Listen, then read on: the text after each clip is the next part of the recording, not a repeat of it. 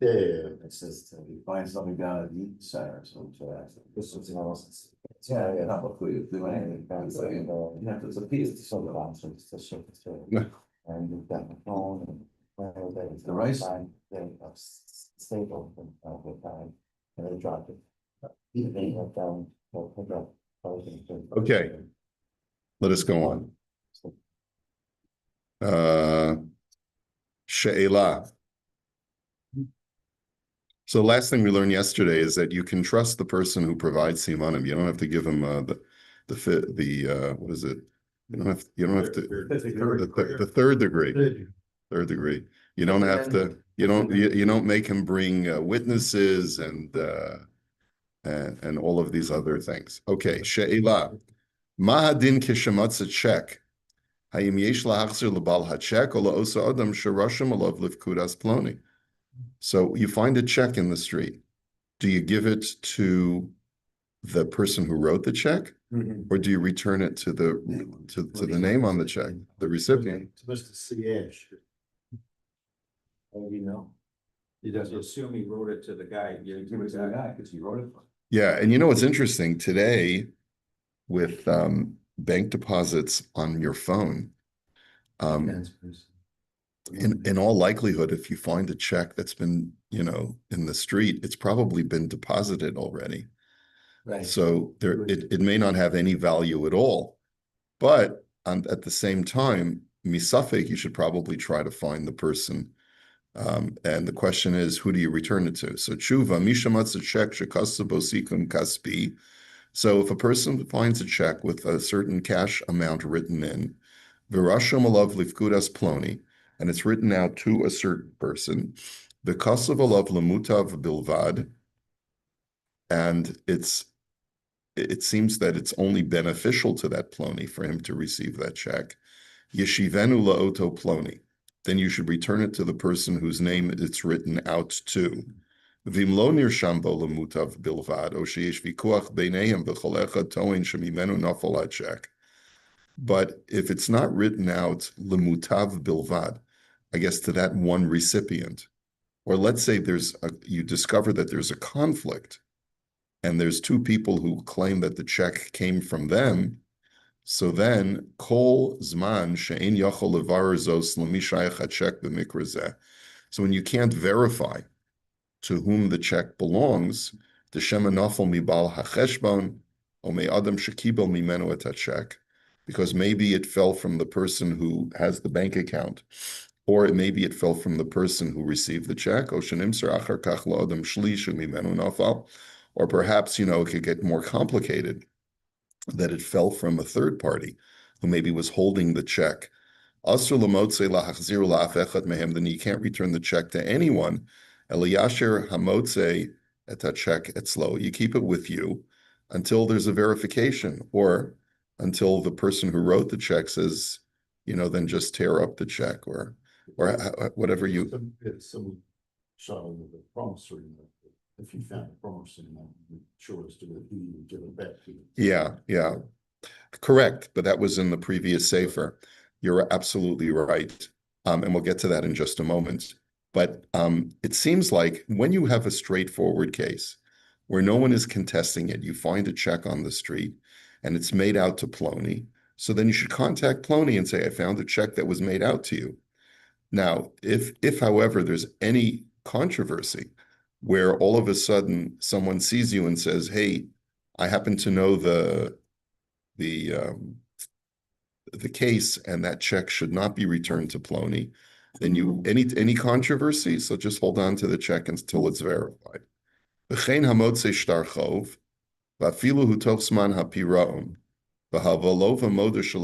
you find a promissory note and it's within the time of payment, meaning that it has not matured yet. So let's say it's a 30-day promissory note that doesn't become due until the end of July, and you find it now. Okay, and the debtor acknowledges that he has not paid the note. So really, this should go to the creditor. Lo yachzirin l'malva, va'afilu notin hamalva siman muvak beguf hashtar, lo yachzir. Then you don't give it to the creditor, even though his name is on the IOU. And the reason is, Michasha Shema Para Haloiva Eschovo, because you have to be concerned that in that situation with a promissory note, maybe the debtor has already paid back the debt. Va'osim kinunya hamalva v'halova beinehem k'dei litrof mehalokuchos shelo kedin. And this is very strange. He says, maybe you have to be concerned that there's some kind of collusion between the creditor and the debtor, that maybe they're trying to use this promissory note as a pretext to extract money from a later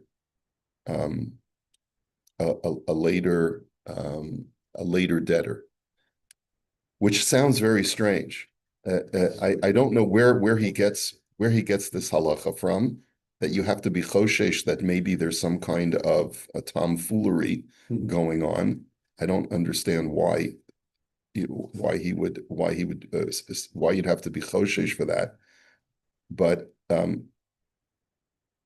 he's saying basically that if you find the promissory note on the street, there's some suspicion already, because why wasn't the creditor holding on to the promissory note? Well, the answer is it could be because he lost it. So why wouldn't you return it back to him? Yes. But the only issue with promissory note, we should be sure if it had been etched, if it was still valid. In this case, he's saying that it's still valid. You can tell us. He's arguing, and I don't even know if this halach is, if he's actually citing the sources correctly. He's Is it like a trading, with trading in promissory notes or something like that?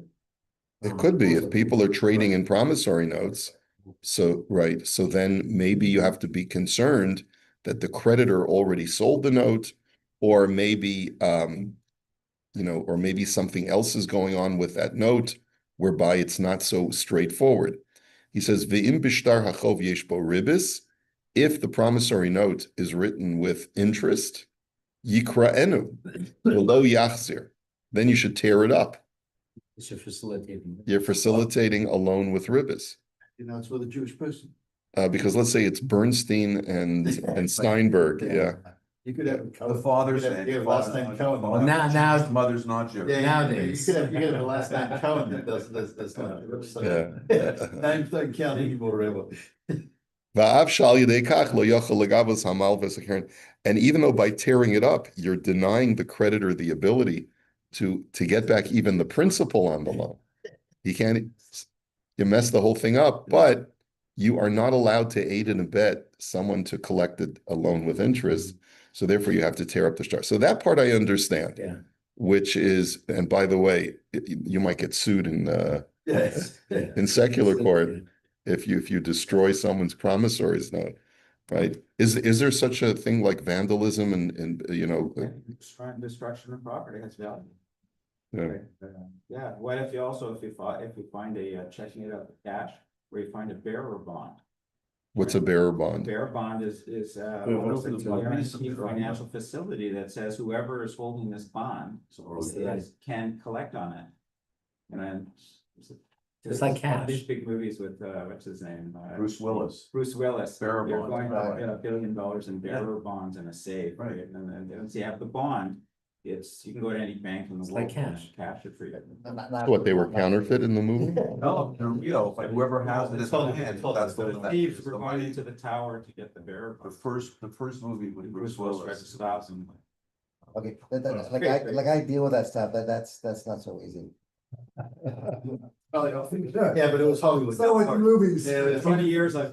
Could you just post an announcement saying, I found something, people who have considered they have a right to this, bring witnesses and evidence as to why? Well, you'd have to say you found a promissory note. And then you'd have to, I guess, I can't understand how, if both the creditor and the debtor are acknowledging that this is a live promissory note. Oh, it was Die Hard. And okay. And all I remember from that movie is that he stepped on glass. That's all I have barefoot. Right. Yeah, I don't remember any of the details. And I think the bad guy had spoke with a German accent, you know, so- Yeah. right? Okay. We fell out the window. Okay. Yeah, that's the second. All right, anyway, Imagery was enough. that's right. That's when he had hair. Not that I wasn't. Okay. Heard. Yeah, just heard about it. Anyway, I heard it here. so, Sure. I don't understand if both the creditor and the debtor acknowledge that this is a live promissory note. And the debtor is saying, yeah, you can give it back to the creditor. He's suggesting that if you suspect that you have to suspect that maybe there's some collusion and this is not a legitimate promissory note, and they're using it as a means to try and deprive one of the creditor's creditors, maybe perhaps, of what's due to him.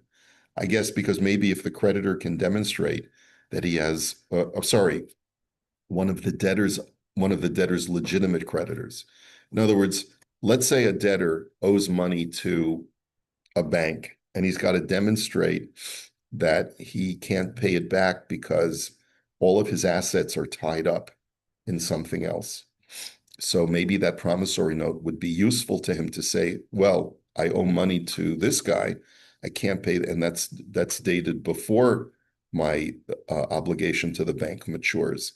That's really the argument that he's making, is that maybe there's some collusion here. And it sounds very, very strange to me that there would be. The other way up, so it could show a bank that he has an asset, which is someone owes him money, right? Like keep Oh, the. you mean if you Right. text it? One second, say again. So if I give you a promissory note, Yeah. it makes you, it's an asset in your favor. Right. And It could be that it's being used to demonstrate that the creditor has more money than he actually I has. just want to show the bank, get a loan from the bank. That's So they right. Give you a fictitious promissory note and take it to the bank, X owes me money, you should lend me money, because I'm good for it, right? This is due in 30 days, so we would have. So who's he quoting here? So he says, first of all, he's quoting the Shulchan Aruch, and then he says, "Va'ayin b'sefer Pischei Choshen," and he quotes Rav Bloy, "Shekasav hamotzei check bizmanenu, im kasav bo lemutav bilvad kegon shenirsham lifkudas ploni, arei dino kimilve v'hachoisem dino kimalve v'hachosem dino kalove." He says, essentially, when you find a check nowadays, and it's just written to one party, so it's written out to Plony.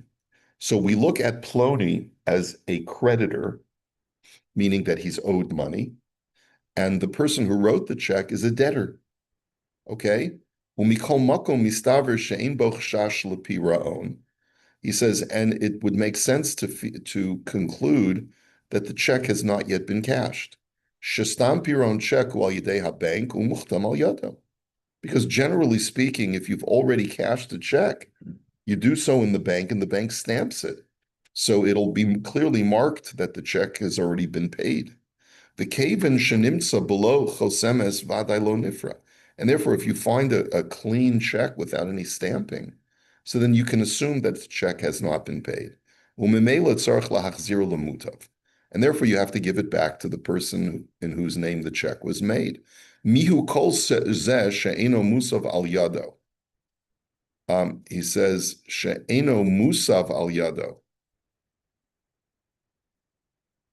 I don't know what that term means. Aval check musav yesh lahaniach shemasr la'acher. What does that mean, musav? This must be a term in Hebrew. Let me see what Google Translate says.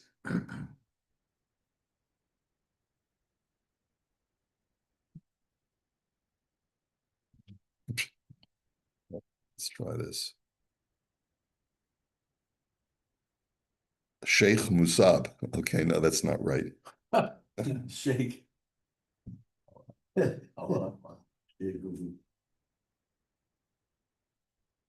I have no idea what this term means. Avol Sheikh Musav. Let me just see.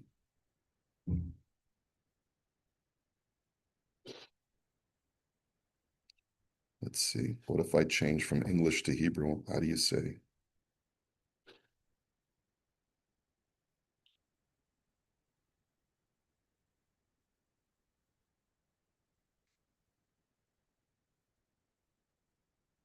Post dated. Oh, they spell check without the, okay. Okay, let's try this.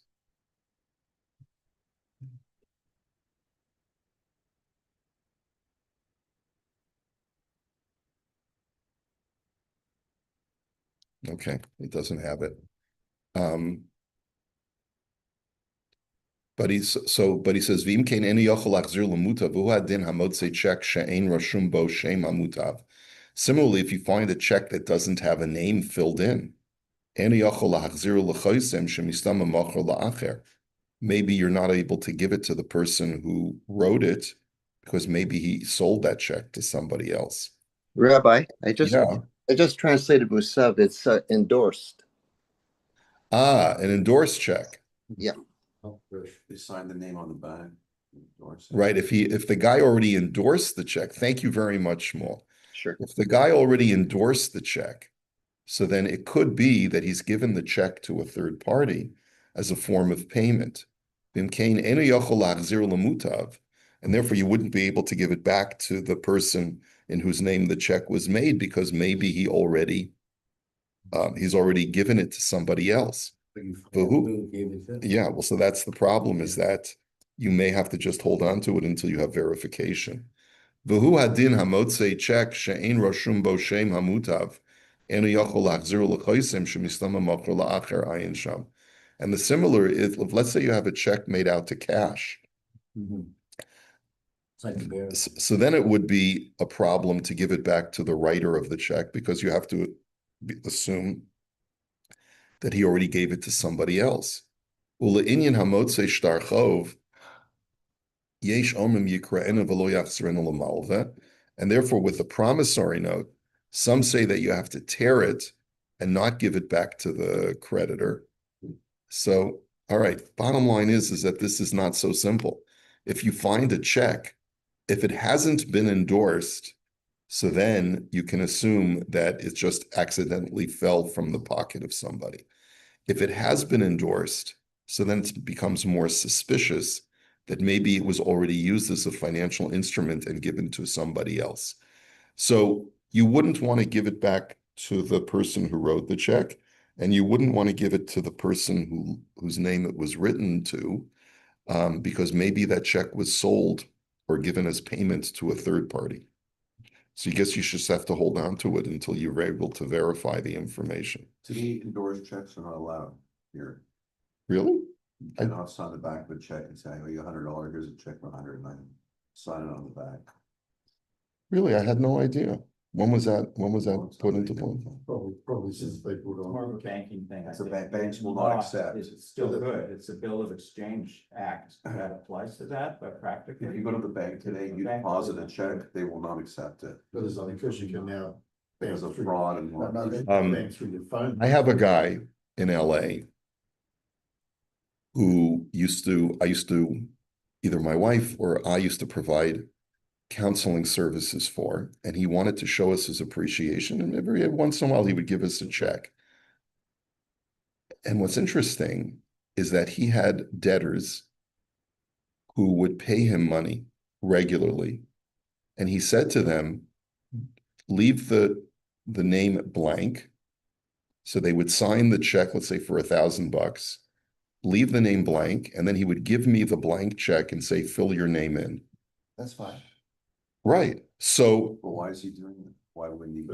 so I guess maybe for tax It's purposes, he doesn't want to declare it as income, It's not right? declaring cash.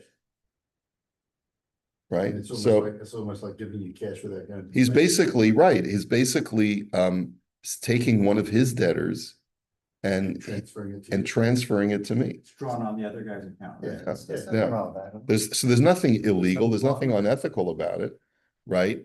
And it's just, so this could be what we're talking about. So let's say this guy, okay, we'll call him Chaim, okay? Let's say Chaim has been carrying a blank check from one of his debtors in his wallet, drops the check.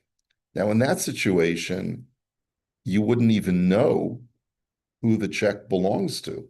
It's because it's like carrying cash around with Well, you. you know. Because anyone- You know who generated the check. You Just said the address on it. address Yeah, their name, and the bank account number and which bank it's drawn on. their name would be on the check, person whose checkbook it came from. That's not. You wouldn't know who it was. Yes, yeah, it's not necessarily 100%. You don't have to have a name on a check Or an address. or anything. You have a bank account. That's all you have is a bank account number and the bank. So- Most banks, no, most, that doesn't work like that. Most people have that. We can't even accept a deposit without showing a name or account. But still, it might be best just to return it to the bank that issued the check, and say, I found this. Is there any harm in giving it back to the person who wrote the check? Well, Yeah, you don't know if you wrote it and gave it to somebody, or they expected like as Is payment. that's right, just like your friend, if you lost the check. If you lost the check. You lost the check that guy gave you, and someone finds it, returns to the guy who ultimately wrote the check, he'll give it to the guy who he gave it to, and you'll never see it. And you gave up dope. Or the guy, Yeah. who wrote the check initially might say, oh, fine, It's okay, so twisted. I'll put it back in my pocket, Yeah. I don't have to worry. They're not real scenarios anymore. These just. Well- I'll tell you a real scenario that happened to me, and this is sort of in the scenario. What happened is, with my son at his wedding, the wedding planner took a mobile deposit of the check. We should give him a deposit the day of the wedding, we do the rest of it. So took a photo of it and deposited the amount. And then the day before the wedding, I didn't realize accidentally, they did it again. And the bank, there's a flaw in the banking system, hopefully they fixed that up now, and they deposited a second time, the same check. Well, that normally would never happen today, would it? I mean, the bank was, doesn't the bank know already that they deposited a check? There's a flaw in the system, a TD or. I'm gonna try today. It works. What? It doesn't work. They have the technology. They must, This was only 4 years ago. Some teller probably there must messed be a up. number, there must be a number that's correlated. No, that's a banking problem. So the bank, Thank you, Brian. the bank is responsible, he's gotta credit you back. Yeah. They're fully responsible. Yeah. You're not. Did they find a mistake? Did they find the mistake? Did they? I haven't pointed it out. I pointed it out. They didn't point it out to me. The bank, but maybe a month later they would have, I don't know, who knows? Okay. So, so bottom line is that it's not so pashut when you find a check. The only time that you would give it back to any party is if it hasn't been endorsed, is if and it hasn't been stamped or canceled, and it's made out to one person. So then you give it back to that person. If, however, it's been endorsed or it's a blank check, so then you should not give it back to either party. Hold on to it until you can verify what it's all about, or maybe give it back to the bank. Because today. Okay. Next Shayla. Mitzia lifnei zaken o chacham. Okay, so the Shaila is like this. Zaken o talmid chacham sharoa aveda shechayv b'hachrazasa. So you have an older man or a talmid chacham who sees a lost item that he would normally have to, make a public announcement. Kigon aveda sheyesh bo simin o chayfetz shunach b'makom shenikar shenichla b'olamas hachayfetz below shenafel hachayfetz miba'alav. So, or let's say, it has a siman, or it was put down deliberately in a place, and then you can use the place as a siman. Yesh lishol ha'im hazaken o talmid chacham yecholim lahalim eineihem me'osa aveda v'lo lahagbia. So, could you argue that elder or that talmid chacham has a right to ignore the lost item and keep walking? Or do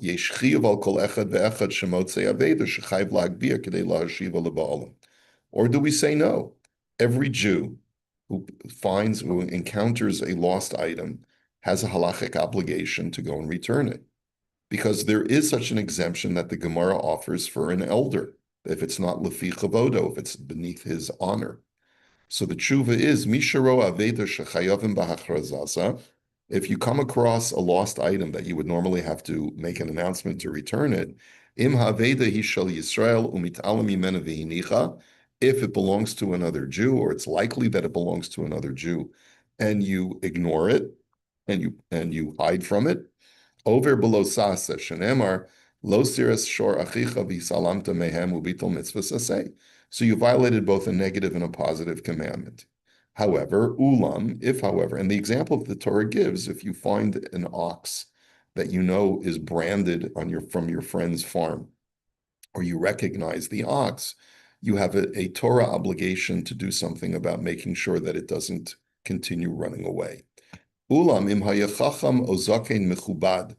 But if the person is a Talmud Chacham or a respected elder, or kol ish nichbad im zemitzad oshro umishpachto, or it could also be his social status is based on his wealth or his family name. Ve'ein darkam litol velase sesa aveda biyadam, and it would not be something that they would normally be found walking around with on the street. Enam chayavim l'tapel ba'aveda zu.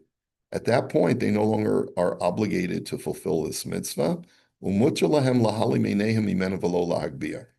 therefore, they can literally hide their eyes or, avert their gaze, pretend they don't see it, and just keep on walking. But that's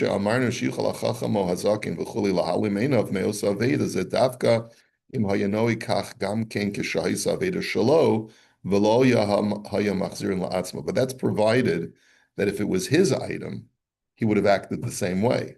In other words, if there's an item on the street that I would never be found out in public with, because it's beneath my dignity to be seen walking around with this piece of trash, right? So if it was yours, would you pick it up? Well, sure, money's money. So no, then you're not exempt.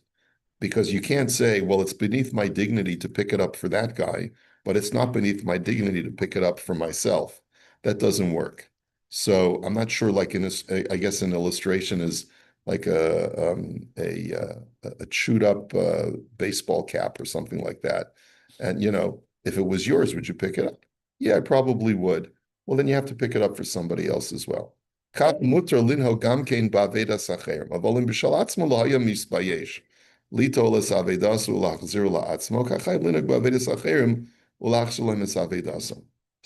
then if you would have picked it up if it was yours, then you have to pick it up for other people as well. It would seem that this halacha is also applicable to women. Women have the same obligation of returning lost items as men do. But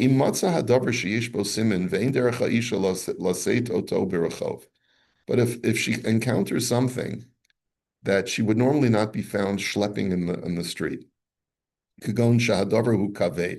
let's say it's especially heavy or it's especially bulky, so then she too would be exempt. Ulam hagam kishahita avedato shaloto chacham v'zakein v'loya machzir la'atzmo. He says, but we should point out that in a case where the item is something that the zaken would not want to be found carrying himself, das mar shulchan aruch haholich b'derech hatov v'hayashar yesh lo lahachzu lifnim mishuras hadin. The Shulchan Aruch nonetheless says you should go lifnim mishuras hadin, go above and beyond the letter of the law, and be moichel on your kavod.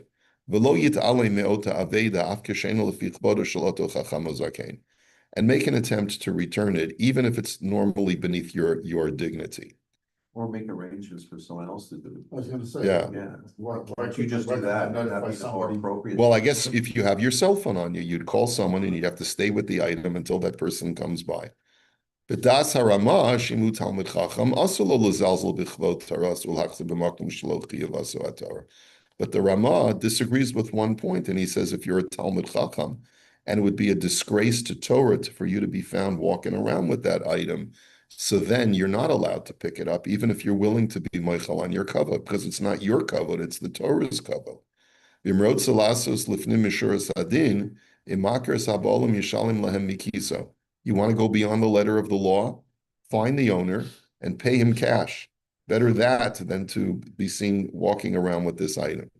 Vim Eno, maybe it's because you found an iPhone or smartphone. I can't even, I don't relate to this idea. Like, okay, fine. You want to call me, I'm the rabbi of the bayit, so I have the status of a chacham in the community. Why wouldn't I pick something up? If I know what kind of item would I not want to pick up? What, a what? You know, one of those fancy big things that. A hookah pipe, Or It's a hash or a pipe. bong, a bong, A bong. a bong, okay, bong. yeah. Those phones. Could you argue? Okay, that's maybe an interesting illustration.